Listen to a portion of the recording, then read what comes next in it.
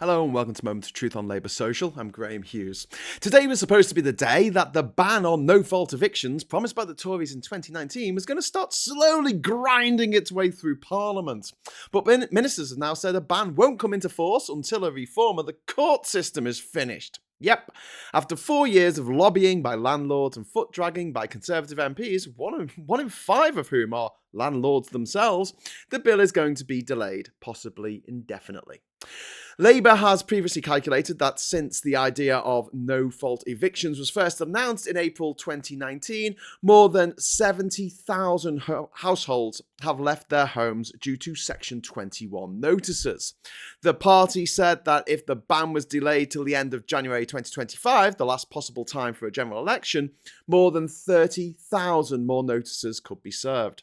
Angela Rayner, the Shadow Levelling Up Secretary, said, "The government has betrayed renters with this grubby deal with the Tory backbenchers. The Conservatives' long-promised ban on no-fault evictions has majority and cross-party support across the House, but this flip-flop kicks it into the long grass. Having broken the justice system, they are now using their own failure to indefinitely delay keeping their promises to renters in the most underhand way.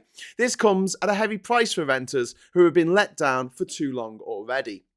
All this means that it will be up to a new Labour government next year or the year after to end the disgraceful practice of no-fault evictions, something that would be an alien concept to most European countries who expect you to at least give a good reason why you have to throw out a family of four out onto the streets with all of their worldly possessions with only 8 weeks' notice. I know, crazy, right? Now, I'm sure, statistically speaking, there's going to be some landlords watching this, and I don't want to offend all of you. So let me make myself very clear. There are some good reasons to be a landlord. Not many, but there are some. Some people are happy renting to a private landlord, and there are some good private landlords out there who are kind, generous, and all round good eggs. But being a landlord is not a job. I mean, seriously, it's not a job.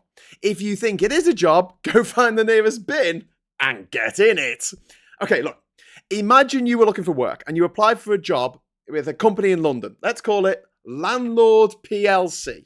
You sit down at the interview and you don't really know much about the job. The advert was pretty vague. You ask, "Do you want to see my qualifications?" And they're like, No, we don't need to see any qualifications. We just need to confirm that you're rich. And you say, yeah, I was born rich. I am rich. My parents are millionaires and I went to private school. And they go, "Great, okay, you can have the job."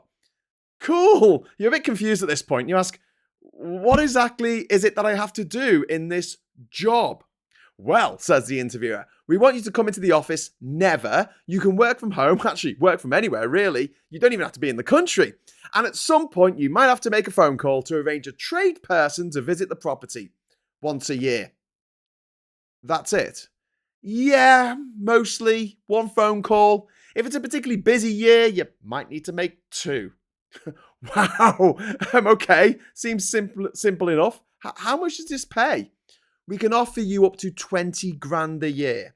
That's just for being already rich and occasionally having to call a plumber."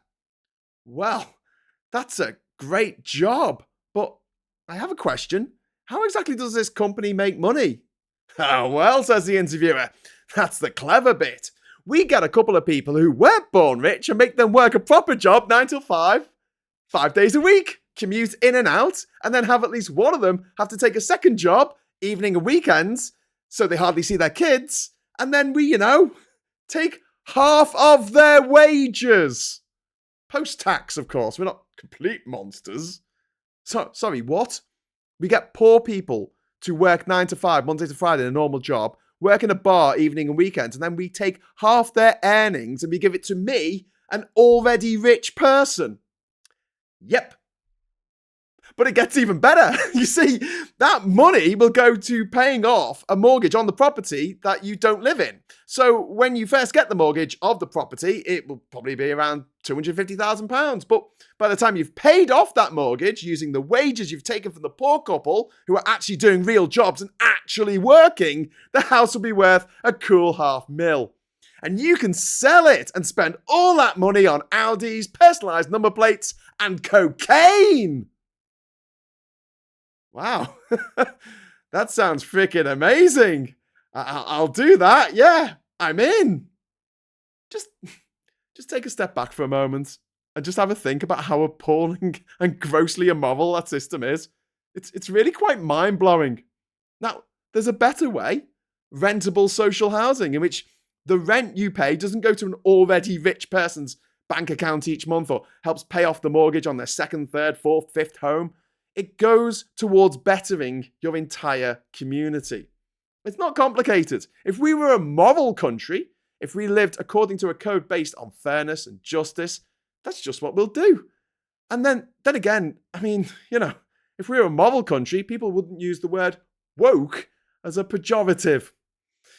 Anyway, don't forget to like and subscribe and let me know your thoughts in the comments below.